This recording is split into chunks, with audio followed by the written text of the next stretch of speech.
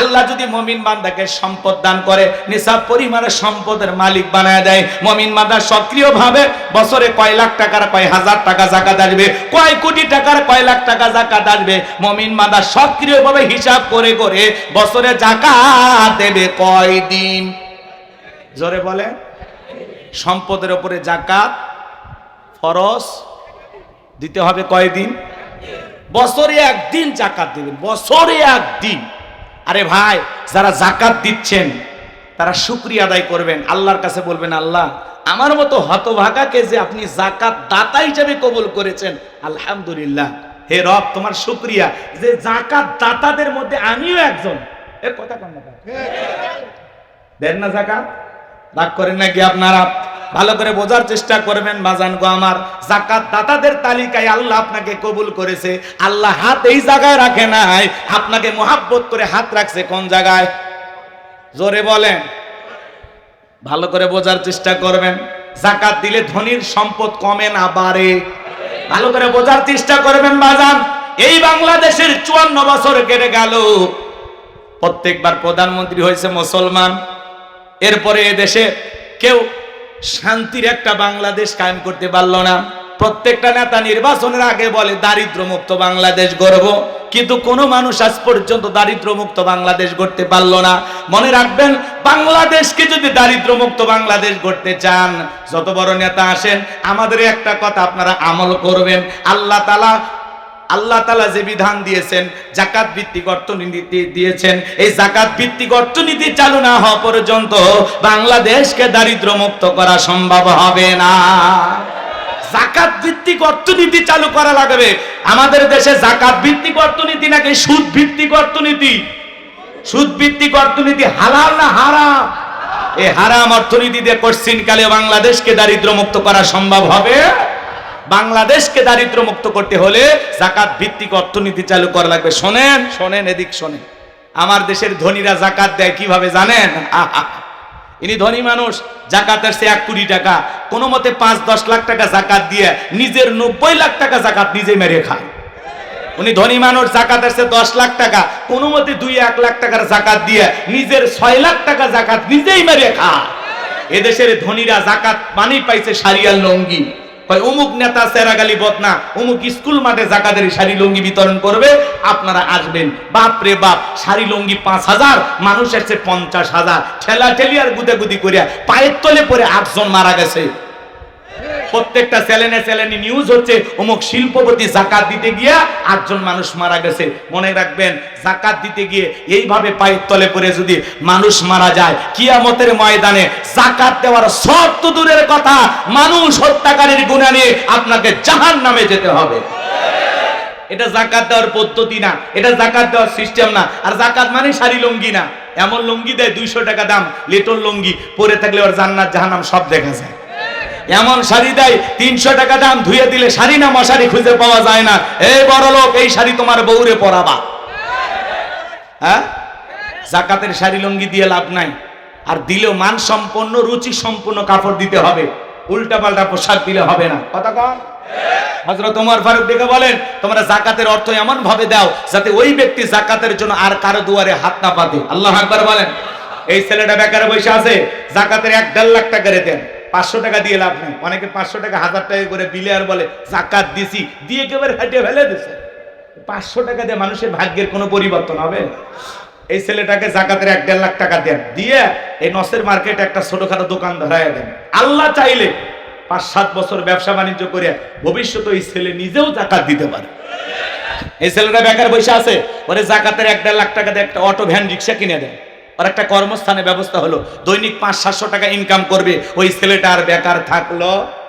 একটা বিধবা অসহায় নারী আসছে, শাড়ি দিয়ে কি লাভ? সেলাই মেশিন কিনে দেন, 2টা ছাগলের বাচ্চা কিনে দেন, 2টা গাভী গরু কিনে দেন, এগুলো লালন পালন করে ভাগ্যের চাকা ঘোরাবে। কথা বলে ঠিক কিনা? যাকাতের অর্থ দিয়া যাতে মানুষের কর্মস্থানের ব্যবস্থা হয়, সেই টাকা সেইভাবে ব্যয় করা লাগবে। কথা বলে ঠিক কিনা? কিন্তু এই দিক খেয়াল করেন, সুদ ভিত্তিক অর্থনীতি দিয়ে সমাজে শান্তি আসবে না। শান্তি আনতে হলে যাকাত ভিত্তিক অর্থনীতি চালু করা লাগবে, রাষ্ট্রীয়ভাবে যাকাত আদায় করা লাগবে। আজকে বাংলাদেশে এত মন্ত্রণালয় আছে, একটা যাকাত মন্ত্রণালয় চালু করতে হবে। আর এই যাকাত মন্ত্রণালয়ের দায়িত্ব এই দেশের বিজ্ঞ বিজ্ঞ ইসলামিক স্কলার, দ্বীনের দায়ী আলেমদের কাঁধে দেওয়া লাগবে। ওই গুমসোর, বিকাশের টাকা চোর, লুটপাটকারী ওদেরকে দিলে হবে না, ওরা দেশের টাকা বিদেশে পাচার করবে। দেওয়া লাগবে কাদের কাছে? আলেমদের কাছে। আলেমেরা কি করবে? সমস্ত ধনীদের তালিকা করবে। শোনেন, উনি ধনী মানুষ, যাকাত দেবে না মানে? আপনি বলেন তো আপনার ব্যাংকে কত টাকা, বালিশের নিচে কত, খাটের নিচে কত, গোপন সিন্ধিকে কত, বইয়ের অ্যাকাউন্টে কত? আপনার যাকাত আসছে 2,75,72,500 টাকা। ধনী যাকাত দেবে না, যাকাত আদায় করা হবে। ভাই এরকম হাত এরকম এরকম করি, আপনি রাগ করেন না তো? ভাইবেন না যে আপনারই করছে, সবাই করছে, সবাই রাগ করতেছেন নাকি আপনারা? হ্যাঁ, এবার আবার এই পাশে আমাদের প্রধান অতিথি বসে আছেন সাজ্জাদুর রহমান ভাই, আপনি আবার রাগ করেন না যে হুজুর আমারই মনে দেখাইতেছে, এরকম না। আপনারা কেউ নিজের মনে করবেন না, এটা আমার আলোচনার একটা স্টাইল বলতে পারেন। রাগ করতেছেন নাকি আপনারা? একটু নাড়াচাড়া এদিক ওদিক না বলে তো বুঝবেন না। আমি যদি চোখ বলেন ভাই রে রে কি ওয়াজ শুনবেন, অতএব একটু নাড়াচাড়া করলে আমারও ঘুম আসবে না। প্রত্যেক রাত জাগা বোঝেন, হ্যাঁ মাঝে মাঝে ঘুম চলে আসে, কষ্ট হচ্ছে আপনাদের। তাকবীর দেন, লিল্লাহি তাকবীর। আলেমেরা সমস্ত ধনীদের তালিকা করে যাকাত আদায় করবে। এরপরে যাকাত কালেকশন করার পরে তারা একটা নির্দিষ্ট আবার তালিকা করবে, যাকাতের 8টা খাত অনুযায়ী কারা কারা যাকাত পাওয়ার উপযুক্ত, সেই তালিকা করে সঠিক পদ্ধতিতে যাকাত বন্টন করা লাগবে।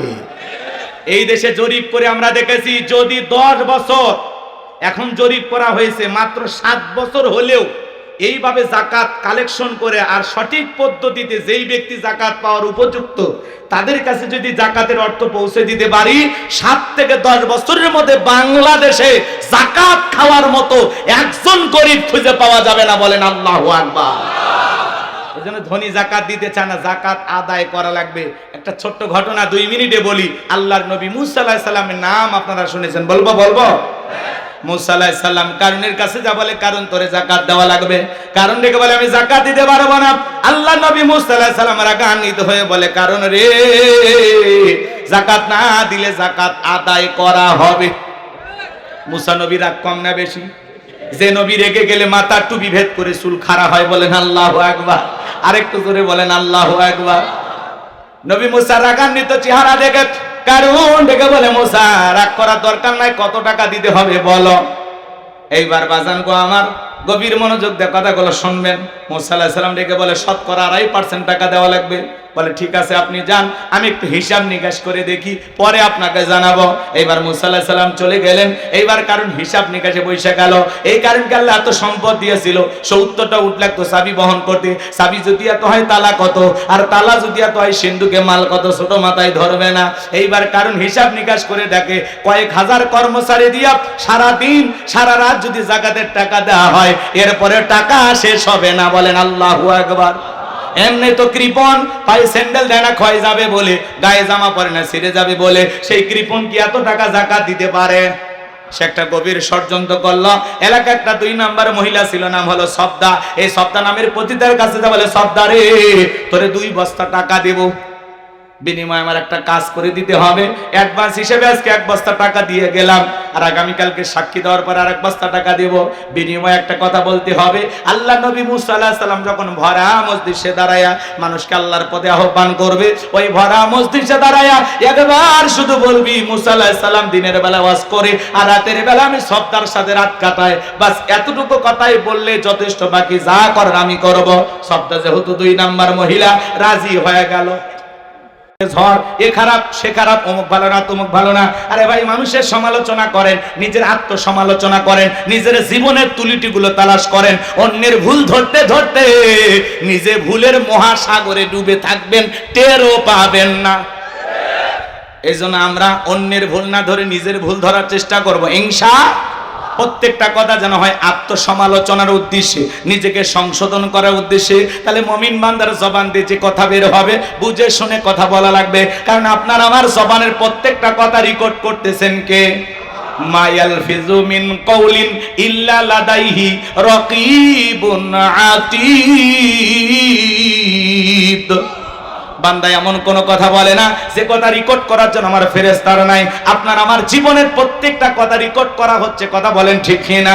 কিরামান কাতিবিন ইয়ালামুনা মা তাফআলুন। সম্মানিত দুইজন লেখক ফেরেশতা সদা সর্বদা আপনার আমার জীবনের ডায়েরিটা লিখতেছে বাজান। এজন্য দিনের আলোতে রাতের আঁধারে গোপনে প্রকাশ্যে যা করতেছেন, যা বলতেছেন সব লিপিবদ্ধ করা হচ্ছে আপনার আমার আমলনামার ডায়েরিতে, কথা বলেন ঠিক কিনা?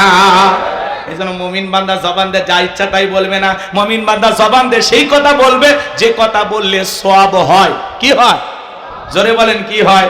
মুমিন বান্দার 2 নাম্বার গুণাবলী, অনার্থক কাজ করা যাবে না। মুমিনের টাকা হলে মুমিন সিনেমা হল বানাবে না, যাত্রা গানের আয়োজন করবে না, গানের কনসার্ট দেবে না, মদের বার দেবে না। মুমিনের টাকা হলে রাস্তার মোড়ে মোড়ে মূর্তি বানায় রাখবে না। বিগত সরকারে যারা ক্ষমতায় ছিল, একটা দুইটা নয়, রাস্তার মোড়ে মোড়ে 4.5 কোটি টাকার ভাস্কর্য বানাইছিল। 4.5 কোটি টাকা। কত টাকা চিন্তা করেন। হ্যাঁ, ভাস্কর্য বানায় লাভটা কি হলো? 5 আগস্টে মানুষ আহারি ওনার বাবার সেই ভাস্কর্য ভাঙ্গিয়া কেউ মাথার উপরে পেশাব করছে, কে হাতুড়ি দিয়ে বাড়ি মারছে, কেউ বা পানিতে সুবায়া জুতা মারছে। এতে ওনার বাবার সম্মান কমছে না বাড়ছে? আর যদি ওই টাকা দিয়ে উনি মসজিদ বানাইতো, মাদ্রাসা বানাইতো, এদেশের গরিব দুঃখী মানুষের জন্য খরচ করত, ওই টাকা দিয়ে যদি ভালো কিছু করত, ওনার বাবা কবরে শুয়ে থেকে সব পেত। এজন্য মুসলমানের টাকা হলে মুসলমান কখনো ভাস্কর্য মূর্তি বানাইতে পারে না, কথা বলেন ঠিক কিনা? মুসলমানের টাকা হলে মুসলমান কি করবে? মসজিদ বানাবে, মাদ্রাসা বানাবে, ঈদগাহ মাঠ বানাবে, কবরস্থান বানাবে, কথা বলেন। এই যে আইয়ুব আলী মোল্লা ভাই, তারা এত কষ্ট করে একটা দ্বীনি প্রতিষ্ঠান দাঁড় করাইছেন। সাইফুল ভাই সহ অনেকে অক্লান্ত পরিশ্রম করে যে একটা সুন্দর মাদ্রাসা তৈরি করেছেন, কার খুশির জন্য? জোরে বলেন। এই জন্য বাজান, টাকা দিলে, সম্পদ দিলে ভালো কাজে ব্যয় করা লাগবে, অপচয় নষ্ট করা যাবে না। মুমিনের টাকা হলে মুমিন ভালো ভালো কাজে ব্যয় করবে, কথা বলেন। রাস্তার মোড়ে মোড়ে লেখা রাখেন সুবহানাল্লাহ, আলহামদুলিল্লাহ, আল্লাহু আকবার, লা ইলাহা ইল্লাল্লাহ। যত মানুষের চোখ পড়বে রবের তাসবিহ পাঠ করবে, যে লিখে রাখবে তার আমলনামায়ও সব যাবে, যে তিলাওয়াত করবে তার আমলনামাতেও সব লেখা হবে। পারবো তো ইনশাআল্লাহ? যুবক যারা আছো, রাস্তার মোড়ে মোড়ে বিদ্যুতের খুঁটিতে খুঁটিতে বিভিন্ন জায়গায় এগুলো লিখে রাখবা। আল্লাহ আমাদের বুঝ দান করেন, জোরে বলেন আমিন। মুমিন বান্দার 2 নাম্বার গুণাবলী, অনার্থক জিনিস কান দিয়ে শ্রবণ করা যাবে না। এই কানে ইয়ারফোন লাগায় গান শোনা যাবে না। রূপবানে না আছে কমর দোলাইয়া, আল্লাহর ফেরেশতারা কবর নিয়ে পিটাবে ঝোলাইয়া ঝোলাইয়া। সিরাজগঞ্জের এক যুবক কানের ভিতর ইয়ারফোন লাগাইয়া রেল লাইনের উপর দিয়ে হেঁটে যাইতেছে, ট্রেন এসে ধাক্কা মেরে 3 টুকরা করে ধুয়ে গেছে। মরার পরেও কানের ভিতর ইয়ারফোন লাগানি ছিল। কয়েকদিন আগে দেখলাম একটা ছেলে টিকটক করতেছে, ট্রেনের আগে যায়, বোঝেন নাই? ট্রেন আসতেছে, ও আগে যায় 2 পকেটে হাত দিয়ে হেঁটে যাচ্ছে, সুপারস্টার সাকিব খানের মতো। এমন ভাব নিয়ে যখন হেঁটে যাচ্ছে, ট্রেন এসে ধাক্কা মেরে উল্টে ধুয়ে গেছে। পরে দেখলাম এই যে প্যান্ট চেনেন আপনারা, জিন্সের প্যান্ট পরছে, ওই জায়গায় মনে করেন পিছনের কাপড় ছিঁড়ে আবার কি দেখা যাচ্ছে আর বলবো। কি হলো তোর টিকটক করা ভাই? রেল লাইনের সামনে যায়, ট্রেন আসতেছে, দাঁড়াইয়া টিকটক করতেছে, ট্রেন এসে ধাক্কা মেরে ফেলা দিয়ে গেছে, প্যান্ট ছিঁড়ে পিছনের জিনিস দেখা যাচ্ছে, কথা কোন ঠিক না? এরকম পাগল ছাগল আছে না নাই? রেল লাইনে যায়া কানের ভিতর ইয়ারফোন লাগায়া পা এরকম করতেছে আর গান শুনতেছে, ট্রেন আসতেছে, টের পাইতেছে না, কানের ভিতরে খালি তুম তুম তুম আওয়াজ, ও ট্রেনের শব্দ আর শোনেনি। ট্রেন এসে বলতেছে ঠিক আছে থাকেন, ও একের ফিসে দিয়ে চলে যায়, কথা কোন ঠিক না? তাহলে যুবক, এই কান আল্লাহ গান শোনার জন্য দেয় নাই। হক্কানি উলামা ইকরামদের বয়ান শুনতে হবে, ইসলামী সঙ্গীত শুনতে হবে, কোরআন তেলাওয়াত শ্রবণ করতে হবে। এই কান দিয়ে ভালো ভালো কথা শ্রবণ করা দরকার আছে না না? তাহলে মুমিন বান্দার 2 নাম্বার গুণাবলী, জবান দিয়ে সে কথা বলবো যে কথা বললে সব হয়, সমাজে সেই কাজ চালু করব যেই কাজ চালু করলে সব হয়। এই কান দিয়ে সেই জিনিসগুলো শ্রবণ করব যেগুলো শুনলে সব হয়। এক কথায় সব আছে যেখানে, সব আছে যেখানে, গুনাহ আছে যেখানে, আল্লাহ পাক আমাদের সবাইকে গুনাহ মুক্ত জিন্দেগি দান করেন, জোরে বলেন আমিন। শোনেন, সহজ কথা, মন্দ কথা বলবো না, মন্দ কাজ করব না, মন্দ কিছু শুনবো না ইনশাআল্লাহ। এইবার মুমিন বান্দার 3 নাম্বার গুনাহবলী আল্লাহ রাব্বুল আলামিন জানিয়ে দিলেন, ওয়াল্লাযীনা হুম লিয-যাকাতি ফাঈলুন। মুমিন বান্দার 3 নাম্বার গুনাহবলী আল্লাহ রাব্বুল আলামিন জানিয়ে দিলেন, মুমিন বান্দাকে আল্লাহ যদি নেশাব পরিমাণে সম্পদের মালিক বানায় দেয়, মুমিন বান্দাকে আল্লাহ যদি ধনী বানায় দেয়, মুমিন বান্দা সক্রিয়ভাবে হিসাব করে করে বছরে যাকাত দেবে কার ভয়ে? যাকাত দেওয়া ধনীদের জন্য নফল না ফরজ।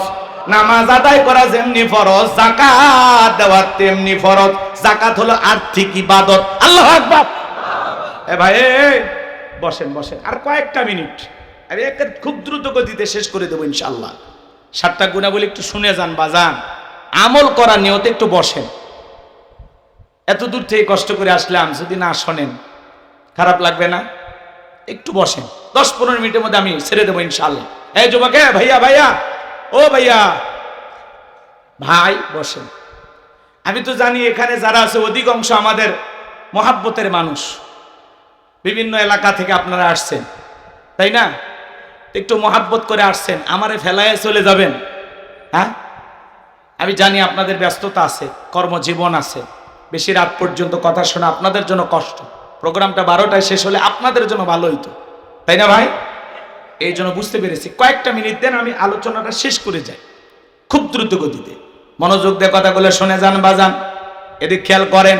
যুবক, 4 নম্বর গুনাহবলী এসে গেছে না? এই যে 3, এরপরই তো স্যার তোমাদেরই ওয়াজ হবে ইনশাআল্লাহ। একটা তাকবীর দেন, লিল্লাহি তাকবীর। তাহলে মুমিন বান্দার 3 নাম্বার গুনাহবলী, ওয়াল্লাযীনা হুম লিয-যাকাতি ফাঈলুন। মুমিন বান্দার 3 নাম্বার গুনাহবলী, আল্লাহ যদি মুমিন বান্দাকে সম্পদ দান করে, নিসাব পরিমাণের সম্পদের মালিক বানায় দেয়, মুমিন বান্দা সক্রিয়ভাবে বছরে কয় লাখ টাকার কয় হাজার টাকা যাকাত আসবে, কয় কোটি টাকার কয় লাখ টাকা যাকাত আসবে, মুমিন বান্দা সক্রিয়ভাবে হিসাব করে করে বছরে যাকাত দেবে কয় দিন? জোরে বলে। সম্পদের উপরে যাকাত ফরজ দিতে হবে কয় দিন?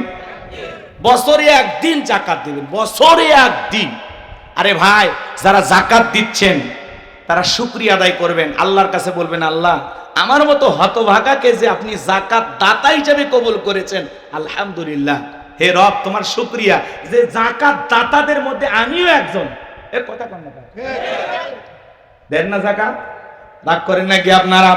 ভালো করে বোঝার চেষ্টা করবেন বাজান গো আমার। যাকাত দাতাদের তালিকায় আল্লাহ আপনাকে কবুল করেছে।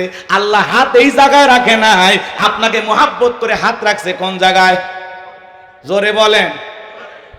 ভালো করে বোঝার চেষ্টা করবেন। যাকাত দিলে ধনীর সম্পদ কমে না বাড়ে? ভালো করে বোঝার চেষ্টা করবেন বাজান।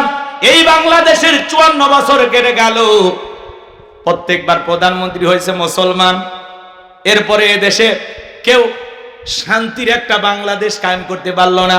প্রত্যেকটা নেতা নির্বাচনের আগে বলে দারিদ্র মুক্ত বাংলাদেশ গড়ব, কিন্তু কোনো মানুষ আজ পর্যন্ত দারিদ্র মুক্ত বাংলাদেশ গড়তে পারলো না। মনে রাখবেন, বাংলাদেশকে যদি দারিদ্র মুক্ত বাংলাদেশ গড়তে চান, যত বড় নেতা আসেন, আমাদের একটা কথা আপনারা আমল করবেন। আল্লাহ তাআলা যে বিধান দিয়েছেন, যাকাত ভিত্তিক অর্থনীতি দিয়েছেন, এই যাকাত ভিত্তিক অর্থনীতি চালু না হওয়া পর্যন্ত বাংলাদেশকে দারিদ্র মুক্ত করা সম্ভব হবে না। যাকাত ভিত্তিক অর্থনীতি চালু করা লাগবে। আমাদের দেশে যাকাত ভিত্তিক অর্থনীতি নাকি সুদ ভিত্তিক অর্থনীতি? সুদ ভিত্তিক অর্থনীতি হালাল না হারাম? এই হারাম অর্থনীতি দিয়ে কোশ্চিনকালে বাংলাদেশকে দারিদ্র মুক্ত করা সম্ভব হবে? বাংলাদেশকে দারিদ্র মুক্ত করতে হলে যাকাত ভিত্তিক অর্থনীতি চালু করা লাগবে। শোনেন শোনেন, এদিক শোনেন। আমার দেশের ধনীরা যাকাত দেয় কিভাবে জানেন? ইনি ধনী মানুষ, যাকাত আসছে 1 কোটি টাকা, কোনো মতে 5-10 লাখ টাকা যাকাত দিয়ে নিজের 90 লাখ টাকা যাকাত নিজে মেরে খায়। উনি ধনী মানুষ, যাকাত আসছে 10 লাখ টাকা, কোনো মতে 2-1 লাখ টাকার যাকাত দিয়ে নিজের 6 লাখ টাকা যাকাত নিজেই মেরে খায়। এদেশের ধনীরা যাকাত মানেই পাইছে সারিয়াল লঙ্গি, কয় অমুক নেতা সেরাগালি বদনা অমুক স্কুল মাঠে জাকাতের শাড়ি লুঙ্গি বিতরণ করবে, আপনারা আসবেন। বাপ রে বাপ, শাড়ি লুঙ্গি 5,000, মানুষ এসছে 50,000, ঠেলাঠেলি আর গুদাগুদি করিয়া পায়ের তলে পড়ে 8 জন মারা গেছে। প্রত্যেকটা চ্যানেলে নিউজ হচ্ছে অমুক শিল্পপতি জাকাত দিতে গিয়া 8 জন মানুষ মারা গেছে। মনে রাখবেন, জাকাত দিতে গিয়ে এইভাবে পায়ের তলে পড়ে যদি মানুষ মারা যায়, কিয়ামতের ময়দানে জাকাত দেওয়ার সব তো দূরের কথা, মানুষ হত্যাকারীর গুনাহ নিয়ে আপনাকে জাহান্নামে যেতে হবে। এটা জাকাত দেওয়ার পদ্ধতি না, এটা জাকাত দেওয়ার সিস্টেম না। আর জাকাত মানে শাড়ি লুঙ্গি না। এমন লুঙ্গি দেয় 200 টাকা দাম, লিটল লুঙ্গি, পরে থাকলে ওর জান্নাত জাহান্নাম সব দেখা যায়। এমন শাড়ি দেয় 300 টাকা দাম, ধুয়ে দিলে শাড়ি না মশারি খুঁজে পাওয়া যায় না। এই বড় লোক, এই শাড়ি তোমার বউরে পরাবা। হ্যাঁ, জাকাতের শাড়ি লুঙ্গি দিয়ে লাভ নাই। আর দিলেও মানসম্পন্ন রুচি সম্পন্ন কাপড় দিতে হবে, উল্টা পাল্টা পোশাক দিলে হবে না। কথা কম। হযরত ওমর ফারুক দেখে বলেন, তোমরা জাকাতের অর্থ এমন ভাবে দাও যাতে ওই ব্যক্তি জাকাতের জন্য আর কারো দুয়ারে হাত না পাতে। আল্লাহু আকবার বলেন। এই ছেলেটা বেকার বসে আছে, জাকাতের 1.5 লাখ টাকা করে দেন, 500 টাকা দিয়ে লাভ নেই। অনেকে 500 টাকা 1000 টাকা করে বিলে আর বলে জাকাত দিছি, দিয়ে একেবারে হাঁটিয়ে ফেলে দিছে। 500 টাকা দিয়ে মানুষের ভাগ্যের কোনো পরিবর্তন হবে? এই ছেলেটাকে জাকাতের 1.5 লাখ টাকা দেন, দিয়ে এই নসের মার্কেটে একটা ছোটখাটো দোকান ধরায় দেন। আল্লাহ চাইলে 5-7 বছর ব্যবসা বাণিজ্য করে ভবিষ্যতে এই ছেলে নিজেও জাকাত দিতে পারে। এই ছেলেটা বেকার বসে আছে, ওরে জাকাতের 1.5 লাখ টাকা দিয়ে একটা অটো ভ্যান রিক্সা কিনে দেয়, আর একটা কর্মস্থানের ব্যবস্থা হলো, দৈনিক 500-700 টাকা ইনকাম করবে। ওই ছেলেটা আর বেকার থাকলো। একটা বিধবা অসহায় নারী আসছে, শাড়ি দিয়ে কি লাভ, সেলাই মেশিন কিনে দেন, 2টা ছাগলের বাচ্চা কিনে দেন, 2টা গাভী গরু কিনে দেন, এগুলো লালন পালন করে ভাগ্যের চাকা ঘোরাবে। কথা বলে ঠিক কিনা? জাকাতের অর্থ দিয়া যাতে মানুষের কর্মস্থানের ব্যবস্থা হয়, সেই টাকা সেইভাবে ব্যয় করা লাগবে। কথা বলে ঠিক কিনা? কিন্তু এই দিক খেয়াল করেন, সুদ ভিত্তিক অর্থনীতি দিয়ে সমাজে শান্তি আসবে না। শান্তি আনতে হলে জাকাত ভিত্তিক অর্থনীতি চালু করা লাগবে, রাষ্ট্রীয়ভাবে জাকাত আদায় করা লাগবে। আজকে বাংলাদেশে এত মন্ত্রণালয় আছে, একটা জাকাত মন্ত্রণালয় চালু করতে হবে। আর এই জাকাত মন্ত্রণালয়ের দায়িত্ব এই দেশের বিজ্ঞ ইসলামিক স্কলার, দ্বীনের দায়ী আলেমদের কাঁধে দেওয়া লাগবে। ওই গুমসোর, বিকাশের টাকা চোর, লুটপাটকারী, ওদেরকে দিলে হবে না। ওরা দেশের টাকা বিদেশে পাচার করবে। দেওয়া লাগবে কাদের কাছে? আলেমদের কাছে। আলেমেরা কি করবে?